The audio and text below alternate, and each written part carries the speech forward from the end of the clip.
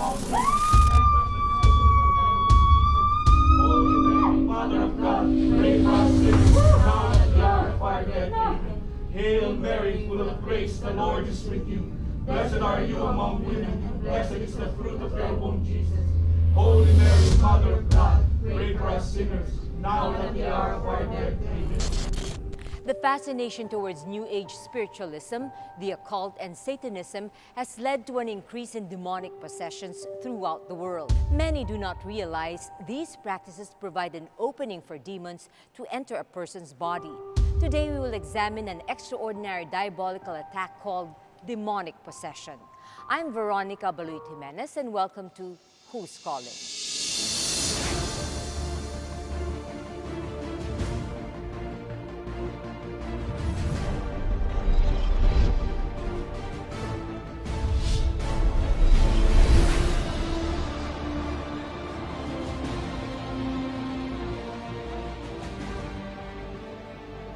The Bible tells us of the existence of the devil with stories of no less than Jesus driving out demons that have possessed certain people.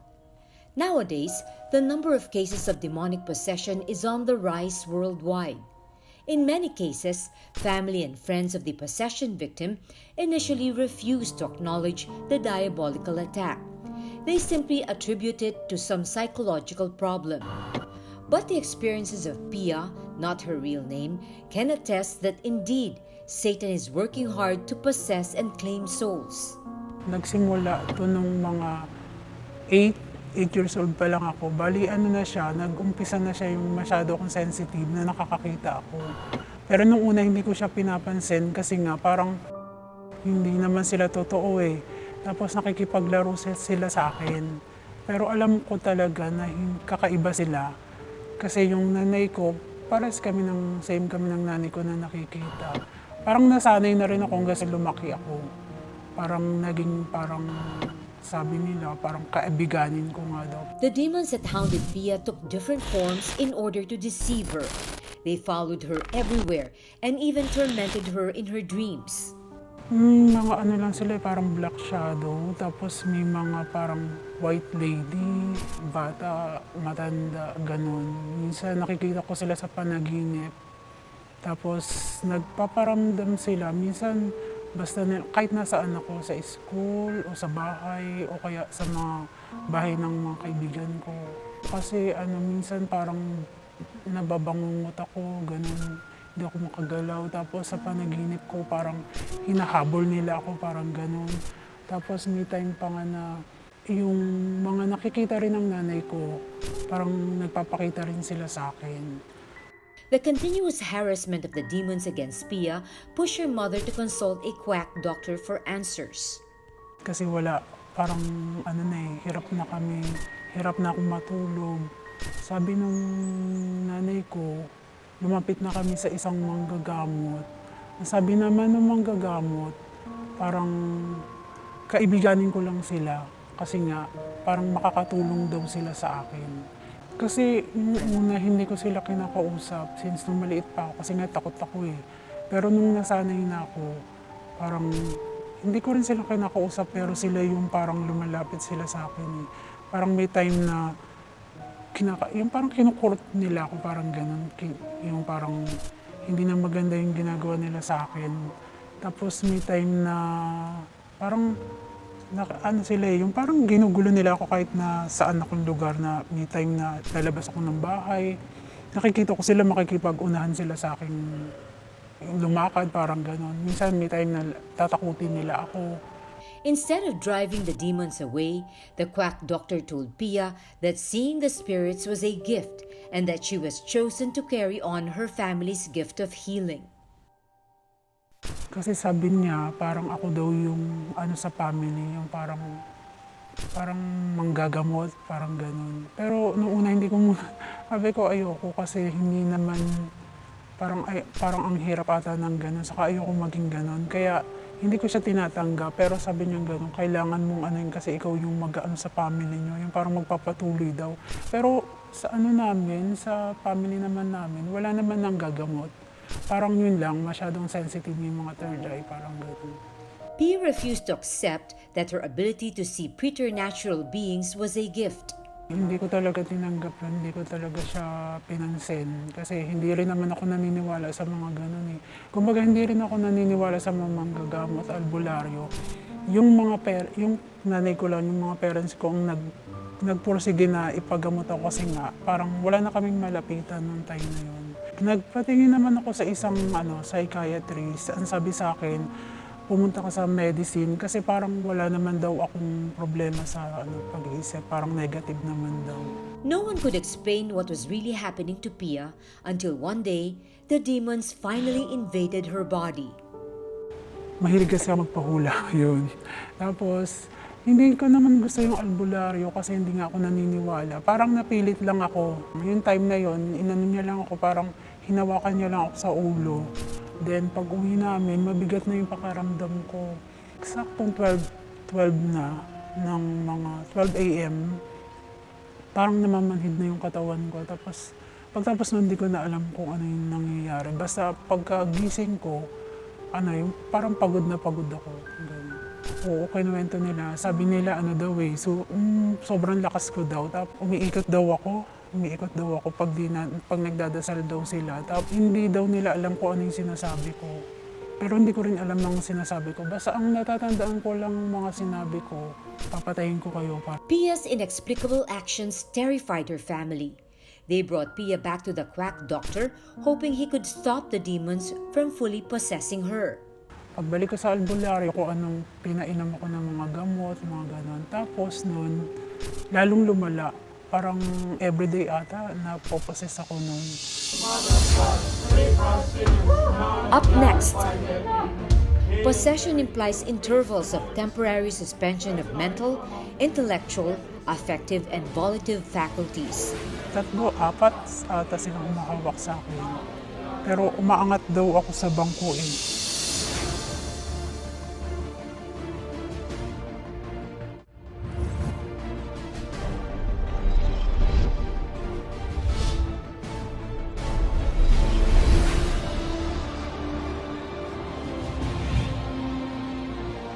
Father Jose Francisco Syquia is head of the Ministry of Exorcism in the Archdiocese of Manila. The ministry was established in 2006 in order to address the increasing number of cases that need liberation from extraordinary demonic bondages. Father Syquia says his office handles at least 3 possession cases on any given day. How do you define demonic possession and how do you differentiate it from the other extraordinary attacks? Well, first and foremost, we have to understand the 3 types of extraordinary demonic attacks against a person. The first, of course, is the obsession, which is the lowest type of extraordinary demonic attack. Then we go to oppression. And then the most, we may say, the strongest form of diabolical bondage upon the person would be we call possession. And in possession, it's wherein the devil has full control of the body of the person because maybe the person has really given himself to sin. And because of that, or given he's made a pact with Satan or whatever, and therefore the devil is a full right over the body so that he could do anything with the body of the person. So, not the soul, because as I mentioned before, the soul is something that is spiritual, the devil has no power over it, and only God. That's why the devil cannot possess the soul of the person. He cannot force a person to do what he wants. Okay, the person is actually in a trance state, in a hypnotic trance state, when he's possessed. And secondly, the devil cannot know what is in the mind of the person. And therefore, the person basically, if he thinks a thought, the devil doesn't know that. But the devil has full control of the body so much so that he can really manipulate it and desecrate it in a sense, in order to show his hatred towards the human person, who is, created in the image and likeness of God. Possession implies intervals of temporary suspension of mental, intellectual, affective, and volitive faculties. Symptoms can include the knowledge of languages unknown to the victim, superhuman strength, and the ability to know someone else's thoughts. Does the person know that he's possessed? Well, sometimes yes, sometimes no, because the person usually just blacks out. It's only when later on the people around him, the witnesses tell him what happened, then he suddenly discovers that he's possessed. There's some people who are walking possessed. That means they seem very normal. And you can talk to them normally. And they have so many problems in life, and you do a diagnostic exorcism upon them. It can be that suddenly they react. Something in them takes over the body. They lose consciousness, and then they wake up saying, what happened? Okay, so, and these people don't know that they're actually possessed, that a spirit has attached to them in such a way that it is actually controlling them in some form, which they are not aware of. The attachment has been so strong that when an exorcist does a diagnostic exorcism, forces the spirit to manifest, it takes over the body of the person. So this person we call is a walking possessed. Since most people and even sometimes priests do not know how to recognize or deal with demonic possession, they choose to ignore it, deny it, or play with it, thinking it to be fascinating. So how do you know, or how can relatives tell if this person is possessed, for example, or it's just a psychological problem? Well, basically, the Roman ritual gives certain indicators. Like, for example, there is preternatural strength. Like, we had a 7-year-old kid, then there were 6 of us priests, and he could throw us around, okay? Push us around. There's also a lot of, what we say, indicators when the person, you may see it, when the person reacts to any sacred object or person. Okay? We have cases wherein he knows when I would be entering the room. I would be going down to the basement, to my office, and he would be in the office and he would already start screaming. He would know right away that I would be coming. And any sacred object, so I would put some exorcised salt, maybe in the person's drinking water, and the person will spit it out, can drink it. And also there is not only aversion to the sacred, it could also be that the person has certain knowledge that the person should not know in his normal state. Like, for example, he could understand Latin. The following is an actual video of a person undergoing the exorcism rite. Do you refuse, therefore, the glory of the Almighty? Do you refuse, therefore, the glory of the Almighty? Glorify Him, therefore. Glorify Him, therefore. Glorify Him, therefore. Do you refuse, therefore, the glory of the Almighty? Exorcise Him, as I have already said, by the awesome name of God, who was written on the stone, which I'm able to bear it broke. So we use Latin in order to test. I talk to the demoniac in Latin, and the person, even a child, would understand me. And sometimes they would even correct our Latin, okay? Because demons are very intelligent creatures, and they of course know Latin. Right? And not only that, they can know what is happening outside. Okay, so they would know that, for example, I had cases when I was young. My father would always be sent to the hospital whenever I would do an exorcism, and the demon would say, I will visit your father in the hospital. So this person doesn't know that my father is sick and he's in the hospital. So you will see that these are certain indicators which shows that it is beyond the psychological. There is something more than what we call this, what you can see and touch. Of course, not only that, what we do is we do also interviews to be able to see how it started, and then we look for the different openings that usually are the normal openings for this kind of diabolical attack. Because no one can get possessed unless he did something. He invited the spirit in one way or the other. Unlike when a person is sick and I pray for healing, I don't really have to ask the history, really. Because sickness is a human condition. I can get sick whether I'm good or I'm not so good a person. But if a person is possessed, that means the person did something morally wrong. And therefore I have to check what did this person do to be able to experience that possession. Father Syquia says there are people who are more open to demonic possession than others. What are the openings that make a person susceptible to demonic possession? Well, we have cases of persons who are so long in sin, they continue sinning and their sins are graver and graver. So as a person continues sinning, demons, in a sense, become more and more in number and more powerful demons. Time comes wherein they are so strong and powerful that suddenly they can take over the person. That's why I can pray over the person who seems normal, living an immoral life, but wants to return to the Lord, and suddenly the spirit will manifest through the mouth of the person. Or the person is very sensitive, very psychic. We call it, actually in occult terms, we call it the person has a third eye. So if the person has a third eye and he tries to develop this, Okay, he becomes open to the preternatural world around him. He starts to hear demons and see demons. But in the beginning, if he's not aware, many times these demons will speak to him like they are angels, using angelic voices, or say that they are good spirits, or maybe souls of the dead, the relatives. Or they may have visions. They will start to see visions, but these visions are actually, it seems like good visions because it's the apparition of a blessed, for example, like the Blessed Virgin Mary. But actually, it's a diabolical spirit who is mimicking Our Lady. Okay? So it's easy for a demon to, what we say, appear to give locutions or to give the person visions that are seemingly angelic or divine, because the person is open to seeing and hearing them. Okay? Another thing is a person usually into drugs because it opens the third eye. When the person takes drugs, it puts him in an altered state of consciousness, and this opens more and more the third eye of the person, so that, or the psychic abilities, the psychic vulnerability, according to the Vatican document of the New Age. It makes you psychically vulnerable to the spirit world, the diabolical world. And of course, we know that those who enter is when people enter the occult, deep into the occult, whether they are targeted by an occult practitioner like a witch, or we may say a black magician, a sorcerer, and the person is not protected, then the person can get possessed.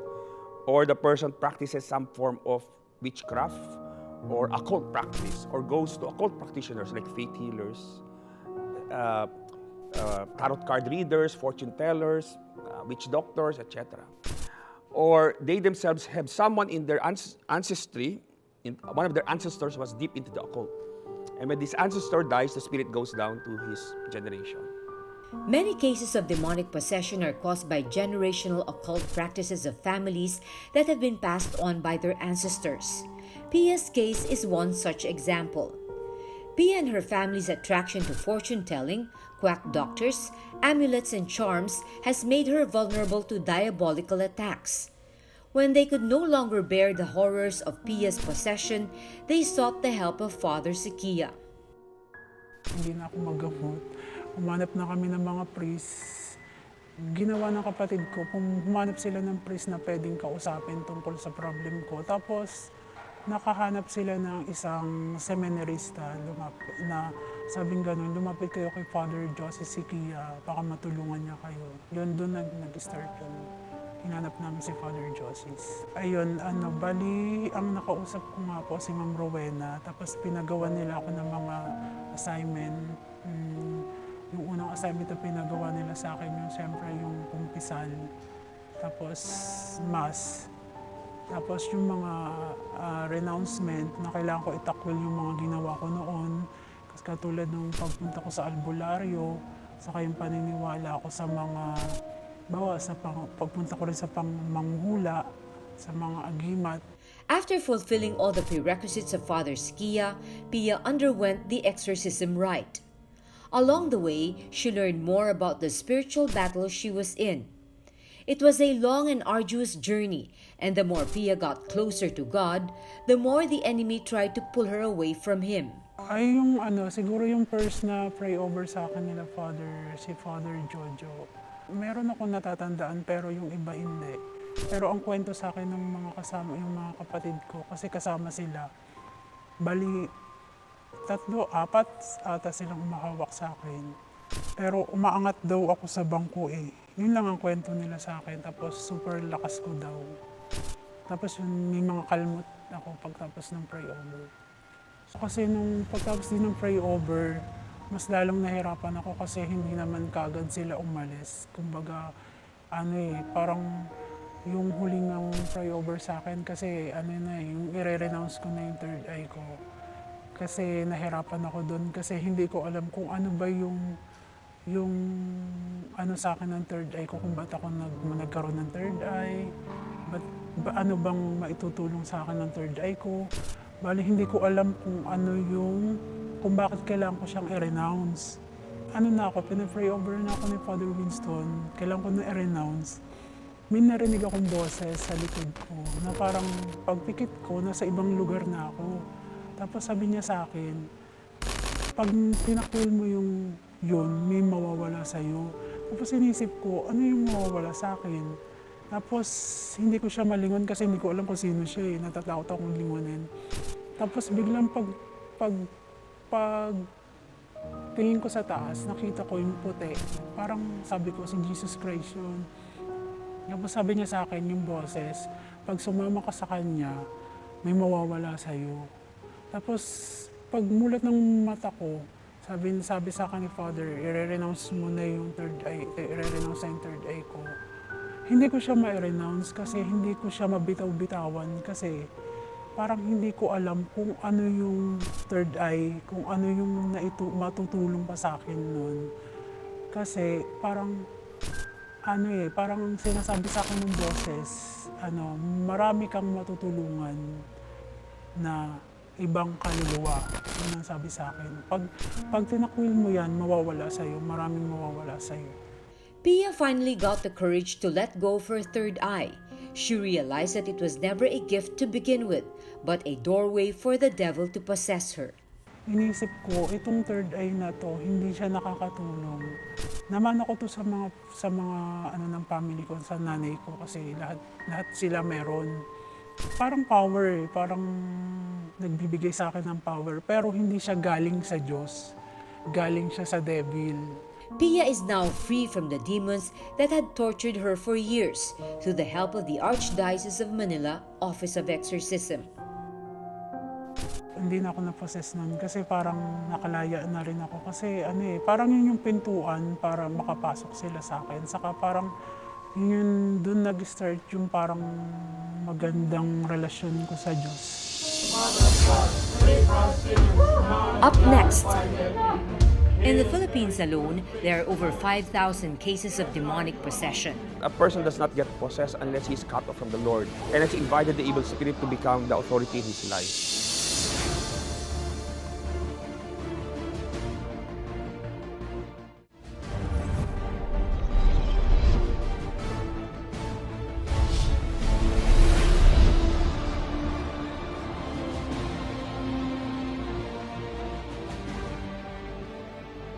Casting out demons that have invaded a person's body is no work of an ordinary person.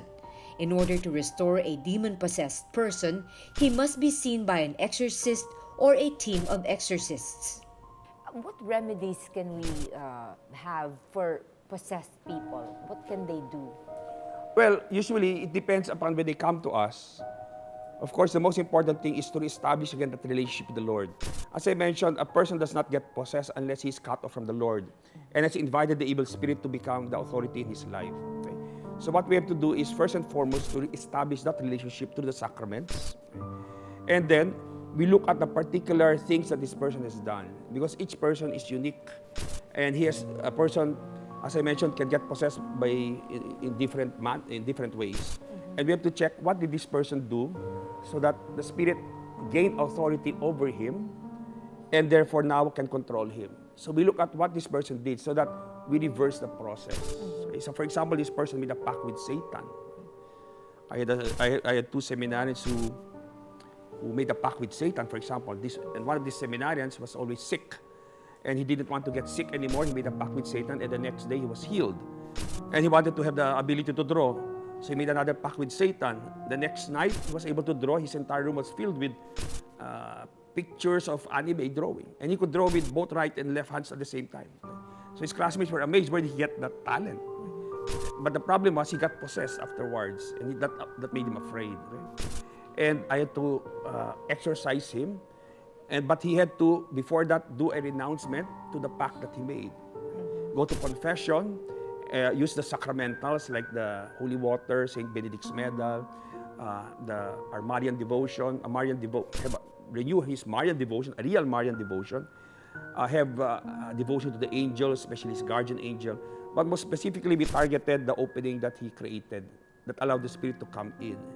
And that was basically his pact with Satan, which he had to renounce and renew. He had to renew his baptismal promises. Right?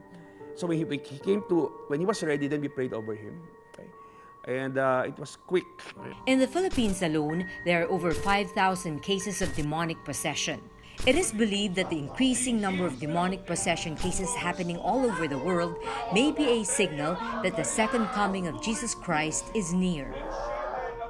Is it a sign that we are already in the final battle when you see more people getting possessed? We know that many saints have talked about this, the 20th, 21st century, like Saint Louis IV would say regarding these final days wherein we need especially Mama Mary because she would really be the weapon of God.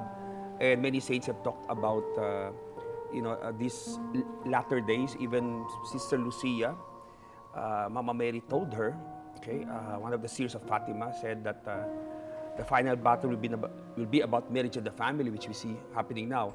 And we all know in scriptures that before the coming of the Antichrist, there will be an upsurge in a lot of diabolical activity. Right? So if you notice, the diabolical activity that is happening now is much, much more. It seems to be much more than even in the early church.